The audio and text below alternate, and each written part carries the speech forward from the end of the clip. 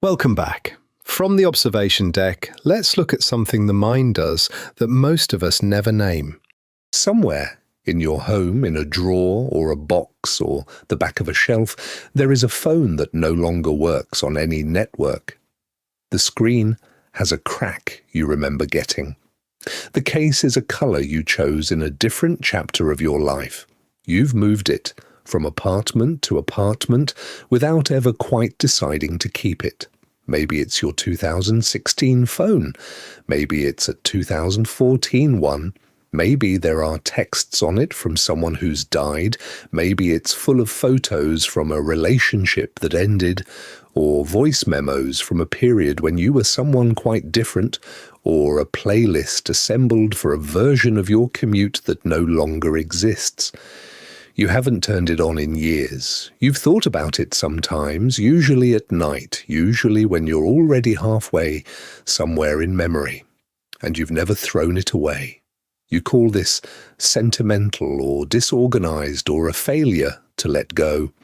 You might have even apologized for it once, half laughing, while someone helped you move boxes.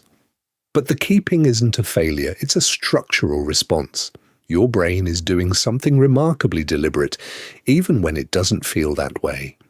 There's a kinder, more biological truth underneath the self-judgment. What you're doing with that phone isn't hoarding the past. You're maintaining what cognitive scientists call an extended cognition anchor, an object outside the skull that holds part of a story the inside of your skull can't fully carry alone. You aren't stuck. You're distributed. Think of it this way. Your memory isn't a filing cabinet. It's more like a web of activated nodes, and some of those nodes are physical, external, held in drawers. That old phone is one of the nodes. It holds topology. It holds weight. It holds a particular year in a way no amount of thinking can replicate. And the fact that you haven't destroyed it means some part of you knows that. I kept my father's last phone in a shoebox for 3 years before I understood any of this. I thought I was being weak. Now I understand I was being accurate. Neuroscientist Jeremy Gray's work from 2007 on the default mode network, the brain's resting state circuit, helps explain what's actually happening when you think about that phone at night. The default mode network is the substrate of what researchers call ruminative cognition, the looping, unresolved mental replaying we do when we're not focused on a task. Gray's research showed that quieting this circuit doesn't happen through more thinking. It requires either active task focus or somatic attention, physical bodily contact with the world, more reflection, more journaling, more asking yourself why you still have it. None of that resolves the loop. What resolves it, at least temporarily, is the touch of the actual object. This is why you've reached for that drawer without quite knowing why.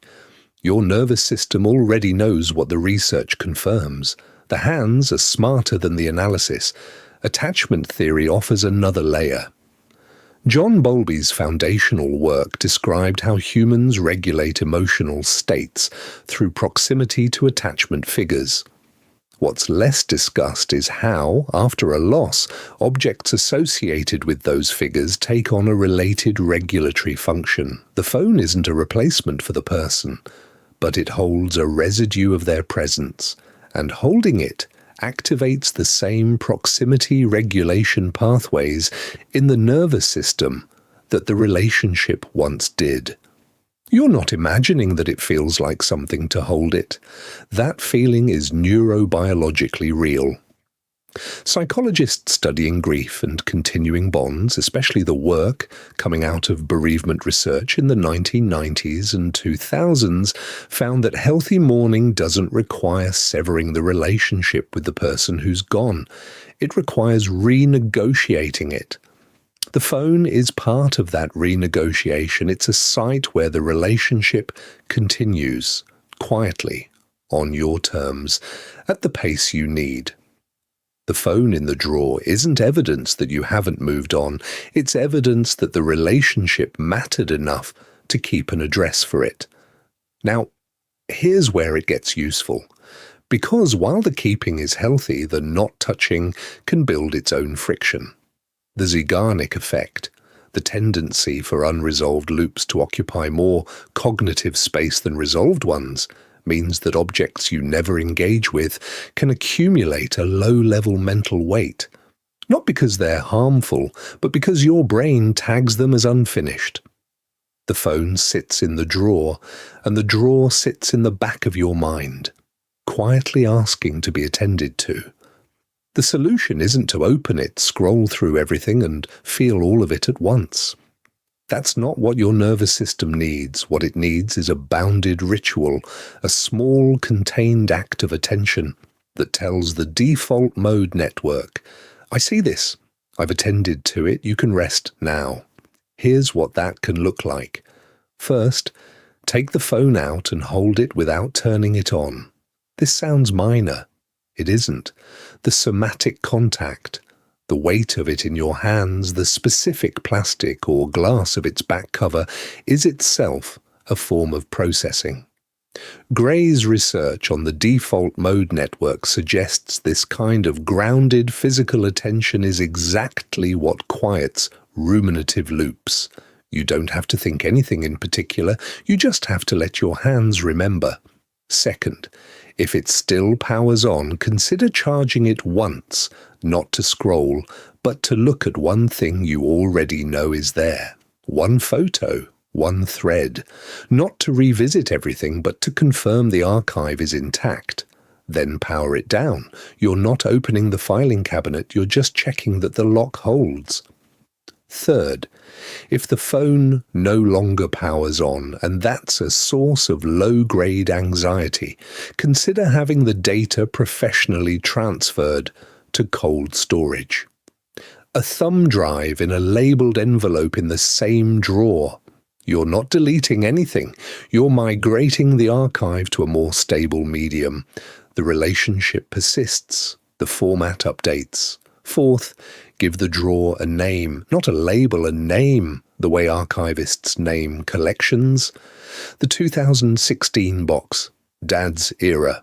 Before the move, naming does something subtle to the brain's organizational schema.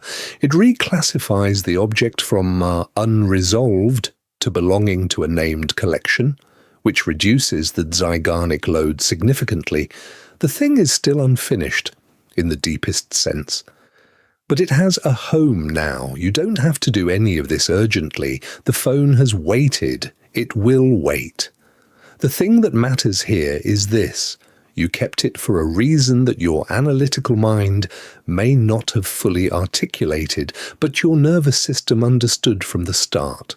The weight of it, the year of it, the specific version of you that carried it everywhere, that charged it every night, that heard a particular voice come through its speaker. That version of you doesn't live anywhere else anymore, not in the way the phone holds it. You aren't living in the past.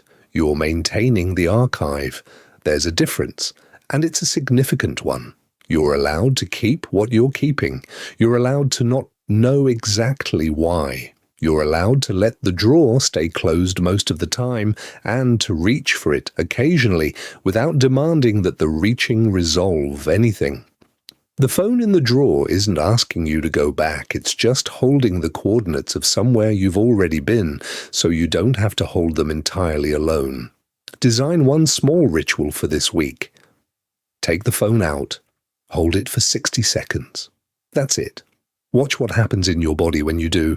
You might be surprised by how much the hands already know.